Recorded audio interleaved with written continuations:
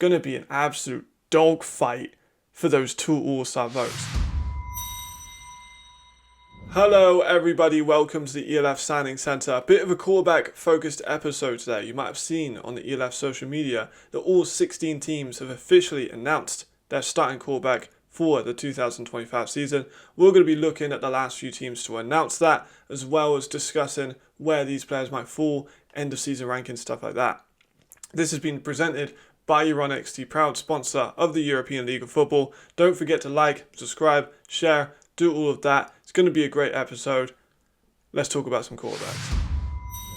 Now, before we get into callbacks, it's important to establish the rule sets for the European League of Football in terms of squad restrictions for those who are just being introduced to European American football. So, first and foremost, you are allocated a country based on where you started playing American football. I started playing football in the UK, so I would be allocated as British.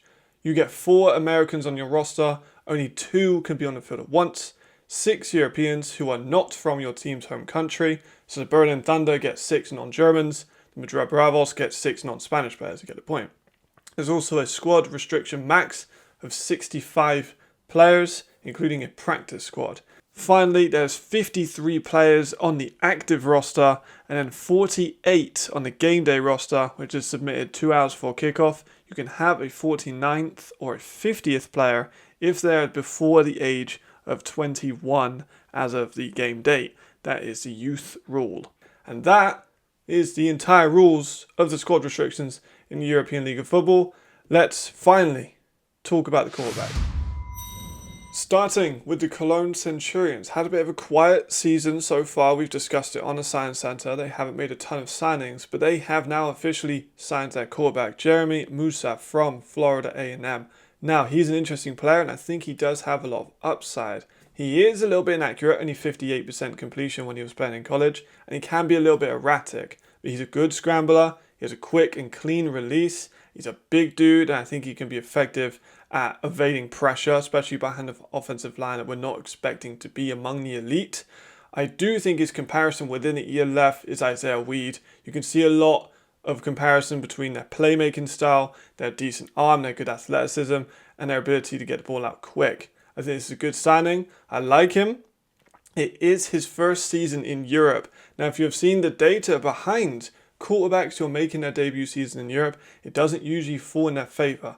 The only player that has done very well in their first season ever in Europe, having not played before in the ELF, is Ben Holmes. So he has big shoes to fill. I think that he's going to be a good quarterback if he can kind of hone in this erratic play style and use his short and intermediate routes, because if they sign all the receivers we're expecting them to that they had last season, he's going to have some really good weapons. That being said, they also have Jared Jackson on the defense, a very good pass rusher. I think that he went under the radar in the ELF for a few years because he wasn't on great teams. Last season, he broke out with the Barcelona Dragons, had really good sack numbers. They had a mid-season collapse. He went to the Hamburg Sea Devils mid-season, and it wasn't the best scheme fit. I think that he is best a pass rusher. I think that he's a very good pass rusher. He's aggressive, he's fast off the snap, he's a former NFL IPP player, and I like this signing a lot. He's returning to Cologne. He played there earlier in his ELF career, where they had a really solid defense actually, but it just wasn't used correctly, which is kind of the story of his ELF career, of being a very talented player, but not being given a proper full opportunity to show that. I like both of these signings. I think Cologne have made a good start to their 2025 campaign now that they have started rolling these players in and getting us excited about their season. The Hamburg Sea Devils also have announced their new signal caller for the 2025 season, and it is going to be Micah Leon. Bit of an interesting road to Europe. First and foremost, like Moussa, he's never played in Europe, which is a big question mark going to be over him. Another question mark is his injuries. Whenever he's had the opportunity to potentially compete for a starting job, he's been hit with injuries. And that is a big part of his career so far. He's a great athlete, just hasn't been able to show that so far on a big level. He was a former D-end and tight end in high school. He's 6'5". He does have a rocket arm from everything that I've seen of him, but he doesn't have a ton of game experience. This is shown in his footwork. It looks a little bit rusty. He did have some time with the Dolphins as a mini squad invite after the draft, and we'll see how that kind of comes in. But it's all about game experience for me. I think being a quarterback, you need physical reps in game, and that is going to be a big question for Micah coming into this season. But he's got all the tools. He is the big story of he had this long college career, was never able to show his full potential, and now he gets the opportunity to do that in Hamburg with a great coaching staff, with a pretty decent offensive line, and with weapons like Tirol Robinson. He does have the tools to make it happen. It's just, can he put it all together? The Raiders Tirol have made a little bit of a shake-up in the ELF landscape. They have signed Connor Miller, former Leipzig King, former Barcelona Dragon. Didn't light the world on fire when he was at these teams. And a lot of people, I think, are kind of sleeping on Connor Miller. I do think that he's going to be quite successful in the Raiders. I've been talking to coaches and players throughout the league who are a little bit surprised about him returning. However, we know that the Raiders are all about their run game. They have an amazing run game. I think Connor Miller is going to be able to supplement that really, really well. He is a very good short intermediate passer. He's never been able to show that on a great team because his offensive lines have been poor, let's be honest. But now with the Raiders, he does have a good offensive line. He has a great running game. Some very good specialist, short and intermediate and possession receivers. I think for all the new quarterbacks, Connor Miller is the best scheme fit within their new team. And I do think he's going to surprise a lot of people. A lot of people are very surprised, trust me. My phone was blowing up. But he is not a risk taker. He can take a team on a extended drive. He's very safe. He's secure with the ball. Again, stats don't tell the whole story. He was with two not very good teams in the ELF for the last couple of seasons. But I think this one's going to work. I'm very much excited to see how he's going to fit into the Raiders system. But I do think that it complements his game style really, really well. I think Raiders fans are going to be quite happy to see him go on these extended drives with these great running backs, with these... You couldn't pick a better receiver core for Connor Miller. And I think the Raiders know that. And I think secretly they're quite happy about this signing.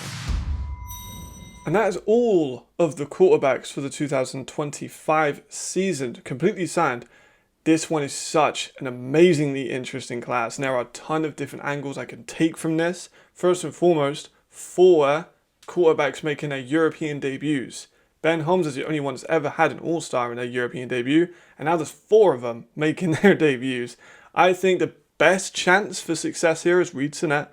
He did have a former NFL experience with the Dolphins, with the Bengals. I think that it's going to be interesting to see how he comes into this stage of his career. You know, he's an older quarterback. You know, he's been around the block. How's he going to look mentally? How's he going to look physically? Coming into a completely different situation that he's ever dealt with. You've got DJ Irons as well in Wroclaw. You've also got Jeremy Moussa, who we just talked about, and Micah Leon, who we just talked about. So out of those ones, I'm going to favour Reed. And then you have like 6 or maybe 7 quarterbacks at the top. You can make a very easy case for all of them to be in the all-star conversation. Generally, you've got Chad Jeffries going to the 5. You've got Jadrian Clark, obviously already been an MVP. He's in the Nordic Storm. You've got Riley Hennessy. You've got Jalen Henderson. You've got Ben Holmes. You've got a bunch of players. You've also got Matthew McKay, who's coming off that injury, and that's an important one. You've got Jacob Sullivan's been an Offensive Player of the Year. Connor Miller's had experience. Russell Table's a bit of a wild card. Javarian Smith's a bit of a wild card as well in Prague. Like, as I said, Weed's just very exciting. We've got GFL guys like Brock Doman who are coming over who had success in other European leagues. There are so many different things that could happen. And I think this season's class of quarterbacks is by far the best we have ever seen in the ELF. And it's going to be an absolute dogfight for those 2 All-Star votes. I'm going to put my reputation on the line. I'm going to make a prediction. I think that Ben Holmes and Jadrian Clark get All-Star. Now, I know some quarterbacks are going to be kind of mad about that, by not being mentioned. But honestly, like I said, you could say 6 or 7 different quarterbacks this year, and I'd be pretty reasonable with it. But I'm going to go for those 2. I think they've got really good teams. I think they're fantastic quarterbacks. I'm really excited to watch every single one of these guys play. That will do everything for this episode of the ELF Signing Center. Thank you very much. Don't forget to like, subscribe, show support to the channel. Thank you very much. See you next time. Thank you and goodbye.